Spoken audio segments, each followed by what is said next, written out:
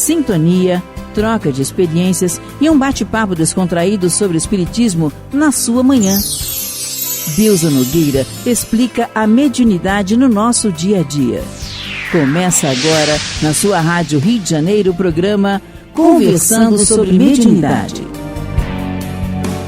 Olá, amigos ouvintes da Rádio Rio de Janeiro. Meu nome é Bilza Nogueira. Estamos nós conversando sobre a mediunidade e estudando a obra magnífica de André Luiz, Desobsessão, 15º volume, através dos médiuns Francisco Cândido Xavier e Valdo Vieira. Obra esta em que ele vai trazendo para nós aspectos práticos do trabalho de atendimento espiritual. E hoje nós estamos no 25º programa, no capítulo 22, falando sobre a ausência justificada. E é muito interessante, né, a gente perceber a questão da pontualidade aos compromissos que assumimos. Muitas vezes já tivemos esse tipo de indagação em alguns cursos ligados à tarefa mediúnica, né? Algumas reuniões ligadas à tarefa mediúnica da Casa Espírita. E aí alguém perguntou assim, quantas vezes eu posso faltar? E a gente não responde. Porque, na verdade, nenhuma, não é? Quando eu entro em algo interessante, em algo que vai falar diretamente dos meus interesses, ainda mais quando se trata de interesses morais, eu não vou programar falta, né? Eu vou perceber que podem ocorrer circunstâncias em que eu não estarei presente. Mas, em princípio, o compromisso é para ser cumprido. Imaginemos nós, meus queridos, diante de um emprego. Um emprego muito sonhado, almejado, né? Aquele emprego em que eu estava, assim, na expectativa de conseguir o melhor ali. Eu quero conseguir o melhor, eu vou melhorar de vida através daquela atividade e está tudo certinho. E de repente, eu chego lá no primeiro dia e falo assim, olha, quantas faltas eu posso ter? Quando serão as minhas férias? Quando será o meu aumento? Com certeza vai causar um estranhamento essa atitude, né? Quer dizer, ao invés de eu me inteirar do serviço e ter a gratidão pela oportunidade conquistada, recebida, eu já vou ficar pensando nas exceções, porque a regra é o trabalho, meus amigos. A lei é de trabalho. E sobre isso, nessa lição, esse capítulo da nossa vida é tão interessante, porque muitas vezes nós vivemos uma encarnação procurando ausências, procurando a folga, procurando uma forma de não colaborarmos, de não participarmos, de acharmos muito bem. E eu lembro de um amado amigo do Leão Denis, nosso Paulo Cordeiro, quando ele falava assim, né, em relação à vida espiritual. É igual aquela turma em que o professor vem, aquele aluno que o professor falta, ele fala assim, opa, que bom que não vai ter aula, é tempo vago. E a gente sabe que isso acontece mais naqueles grupos mais inconscientes. Porque naquele grupo que está mais consciente, grupo de escolar mesmo, gente, a gente vê que às vezes o próprio aluno começa a reivindicar e acha muito ruim não estar tendo aula. A gente viu ao longo desse tempo, né, de pandemia, alguns setores que custaram a voltar, e os próprios alunos dizendo, né, que gostariam de ter aula, que eles estavam necessitando da aula presencial, tudo isso, né? Quer dizer, na verdade, à medida que eu vou tendo consciência, eu vou olhando o trabalho não como uma imposição, mas como uma oportunidade. E acerca dessas questões, Emmanuel, no livro Fonte Viva, através da psicografia de Francisco Cândido Xavier, ele tem uma lição, a lição 100. O título é Ausentes. Vamos ver que interessante, meus amigos. Ele analisa o título bíblico que está anotado em João capítulo 20, versículo 24. Ora, Tomé, um dos 12, não estava com eles quando Jesus veio. E ele vem discorrendo assim. Tomé, descontente, reclamando provas por não haver testemunhado a primeira visita de Jesus depois da morte, criou um símbolo para todos os aprendizes despreocupados das suas obrigações. Ocorreu ao discípulo ausente o que acontece a qualquer trabalhador distante do dever que lhe cabe. A edificação espiritual, com suas bênçãos de luz, é igualmente um curso educativo. O aluno matriculado na escola, sem assiduidade às lições, apenas abusa do estabelecimento de ensino que o acolheu, porquanto a simples ficha de entrada não soluciona o problema do aproveitamento. Sem o domínio do alfabeto, não alcançará a silabação. Sem a posse das palavras, jamais chegará à ciência da frase. Prevalece idêntico processo no aprimoramento do espírito. Longe dos pequeninos deveres para com os irmãos mais próximos, como habilitar-se o homem para a recepção da graça divina? Se evita o contato com as obrigações humildes de cada dia, como dilatar os sentimentos para ajustar-se às glórias eternas? Tomé não estava com os amigos quando o mestre veio. Em seguida, formulou reclamações, criando o tipo do aprendiz suspeitoso e exigente. Nos trabalhos espirituais de aperfeiçoamento, a questão é análoga. Matricula-se o companheiro na escola de vida superior. Entretanto, ao invés de consagrar-se ao serviço das lições de cada dia, revela-se apenas mero candidato a vantagens imediatas. Em geral, nunca se encontra ao lado dos demais servidores quando Jesus vem. Logo após, reclama e desespera. A lógica, no entanto, jamais abandona o caminho reto. Quem desejar a bênção divina, trabalhe pela merecer. O aprendiz ausente da aula não pode reclamar benefícios decorrentes da lição. É uma lição fantástica para a nossa vida, meus amigos. Porque, vamos lá, muitas vezes eu quero uma vida doméstica organizada, mas aí eu não paro em casa. Como é que eu vou organizar a vida doméstica? Outras vezes, eu quero a bênção do conhecimento. E aí eu me matriculo num curso, mas eu falto a beça. Como é que eu vou querer um resultado se eu não tenho esse acompanhamento? Outras vezes eu quero fôlego, eu quero ter saúde física, né? Eu quero estar bem. Aí eu me matriculo numa academia ou me ingresso num grupo. Mas aí se chove eu não vou, se faz frio eu não vou, se faz sol eu não vou, se é feriado eu não vou, se é... E aí eu começo a criar desculpas. Como é que eu vou querer o resultado para a minha saúde física se eu não cumpro isso? Outras vezes, as minhas taxas, o exame de laboratório não está bem. E aí tem toda uma recomendação de uma dieta, né, de uma adoção de hábitos diferentes para que eu tenha repouso, tudo isso. Mas aí eu começo a cumprir, ou cumpro uma vez ou outra aquela orientação, mas não faço sempre. E aí o que eu vou querer? Qual é o resultado que eu vou querer no próximo exame? Eu me lembro até de uma amiga muito querida, que ela falou assim, né? Naquela semana, ela falou assim, deixa eu ter cuidado com o doce, que essa semana que vem eu vou ao médico. E aí daqui a pouco ela começou a rir para ela mesma. Ela falou assim, eu tô querendo enganar a quem, né? A quem eu tô querendo enganar com isso?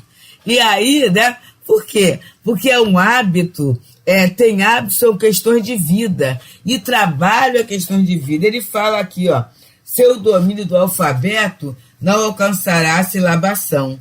E sem a posse das palavras, jamais chegará à ciência da frase. Ficando ao pé da letra, nós observamos que nessa pandemia, quanto problema em relação à leitura e à escrita. Porque muitas vezes não havia continuidade. A criança, quando conseguia, ela assistia lá uma aulinha online e depois ela não assistia mais nada. Ela ficava parada. E aí, o distanciamento entre uma lição e outra faz com que a criatura perca essa sequência, essa estruturação. E isso em qualquer coisa que nós possamos fazer. A gente até costuma falar assim, perdi a mão, né? Perdi o jeito de realizar aquela tarefa. Então, gente, a gente tem que ter, assim, muito cuidado com essa questão de sequência do bem da nossa vida. Porque na maioria das vezes, dos acontecimentos, o bem, ele vem mexer com a nossa zona de conforto. Ele vem ajudar, né, a limpar, a apagar determinadas viciações. E se a gente não tiver cuidado, a gente volta àquele mesmo ponto, porque a gente já está acostumado, já é o hábito, e muitas vezes um mau hábito. Então, esse comparecimento, esse compromisso, isso é algo muito importante para todas as tarefas da nossa vida. A gente não está falando só na tarefa mediúnica, não. É o trabalho profissional, são os hábitos de higiene, é a disciplina alimentar, é a disciplina medicamentosa. São os hábitos saudáveis que precisam ser, assim, alicerçados em nós. É diante de um episódio, assim, bem triste, que ocorreu do destempero de uma pessoa em relação a uma outra. A outra pessoa colocou assim, eu fiquei calada, olhando para os olhos da pessoa, né? Porque foi um destempero, um desequilíbrio, né? E não disse nada. Olha só, isso é um hábito que a gente tem. Porque muitas vezes, entrar numa discussão, numa altercação, mesmo que seja para defesa, é a gente alimentar o mal, fomentar o mal e automaticamente até adquirir um tanto daquele mal, daquela bagagem que não é nossa, é do outro. Então, mas aí o que acontece? Isso é resultado de uma frequência às lições do bem. O hábito do bem, porque senão a gente cai e cai feinho mesmo. Então, meus amigos, é por isso que estamos aqui estudando a obra Desobsessão, de André Luiz, 15º volume, através dos médiuns Francisco Cândido Xavier e Valdo Vieira. E hoje estamos no capítulo 22, intitulado Ausência Justificada. E André Luiz vem dizendo assim: frequentemente surge o caso da impossibilidade absoluta de comparecimento desse ou daquele companheiro às atividades pré-determinadas. Então ele está falando que é um caso de impossibilidade absoluta, né? E vamos ver quais são as questões que ele vai trazendo. Primeiro, uma viagem rigorosamente inadiável. E essa viagem pode ser desde uma viagem a trabalho, como muitas vezes uma viagem para atender a um familiar. Nós tivemos o comunicado de uma irmã, e essa irmã, muito amada, né? A mãezinha mora lá em Mato Grosso e já é bem idosa. E ela e a irmã se revezam nesse contato afetivo com a mãezinha. E ela falou assim, e agora nesse mês, 2 semanas, eu vou ter que estar lá, porque também para ir daqui do Rio a Mato Grosso é uma distância grande, né? Então não é ir e voltar rápido, embora ela já tenha feito isso. Mas aí, nesse caso, há uma necessidade dela ir e ficar mais um pouco, né? 2 semanas. Então, é uma situação justificável, é uma situação necessária da vida familiar. Muitas vezes, né, essa viagem é para a formatura de um filho. A gente tem um outro caso assim, que a companheira é disciplinadíssima, mas aí o filho se formou e foi morar fora. E alugou lá o imóvel e pediu a ajuda da família, com a exemplo da mãe, né, na organização, na instalação, nesse novo ambiente, já que ele vai estar sozinho, muito distante da família. Então, gente, são eventualidades respeitáveis, com certeza. E aí, então, isso, o companheiro faltará ao trabalho. Uma outra, um problema caseiro de grave expressão. Alguém que passe mal. Um cano que se rompa, né? O escapamento de gás. Alguma situação que não vai poder esperar. A providência vai ser tomada. Eu me lembro, certa feita, de um grande companheiro de um plano espiritual, o Gabina, em que houve uma ventania grande e o telhado da casa dele saiu e a água começou a cair. Então, ele ainda teve o cuidado de avisar, mas ele tinha que chamar imediatamente, tomar as providências, né, e até tirar as coisas do lugar para que não houvesse uma avalanche, um prejuízo maior dentro da sua casa, uma destruição total. Então, tem situações, né, são problemas que, de grave expressão, que não vai poder esperar a gente sair para, a partir daí, dar volta a resolver. Exigência profissional inopinada. E aí nós temos, assim, companheiros, né, de área de saúde, principalmente, que muitas vezes são chamados para realizar o atendimento, né? Eu lembro dos médicos, dos obstetras, que ocorre lá e o bebê nasceu ali fora, né? O parto começa fora do que está programado, muitas vezes por ele e pela família. Então está na hora de ir ali no atendimento, né? Nesse período de pandemia, nós vimos muitos profissionais, até aposentados, serem requisitados para estarem juntos ali na linha de frente, no trabalho, né? Então, é uma exigência profissional. Outros até são chamados para viagens de treinamento em outro local, diferente daquele do seu domicílio. Uma outra questão, enfermidade súbita. Então, a pessoa estava bem e, da partir dali, tem uma enfermidade, né, em que ela fica acamada, ela fica com dificuldade de chegar até a casa, né, e muitas vezes dando comprometimentos em que a pessoa não vai poder ficar sentada naquele período da reunião, né, pela descompensação, pela desorganização que houve em seu organismo. Então, não vai poder ir à sessão. E aí ele coloca, André Luiz continua falando, que o amigo, numa situação assim, não ouvide o compromisso em que se haja em curso na obra da desobsessão e expressa um aviso direto, sempre que possível, com antecedência, mesmo de horas e minutos, ao dirigente da reunião, justificando a ausência, para evitar indisciplinas que ocorrerão fatalmente no campo mental do grupo, através de apreensões e considerações descabidas. Porque assim, né, a gente acaba, no trabalho, formando grandes vínculos de amizade, né? A gente acaba, muitas vezes, sabendo um tanto do outro. E aí, a gente sabendo do outro, assim, meu Deus, o que será que ocorreu? Será que foi um acidente? Será que o parente passou mal?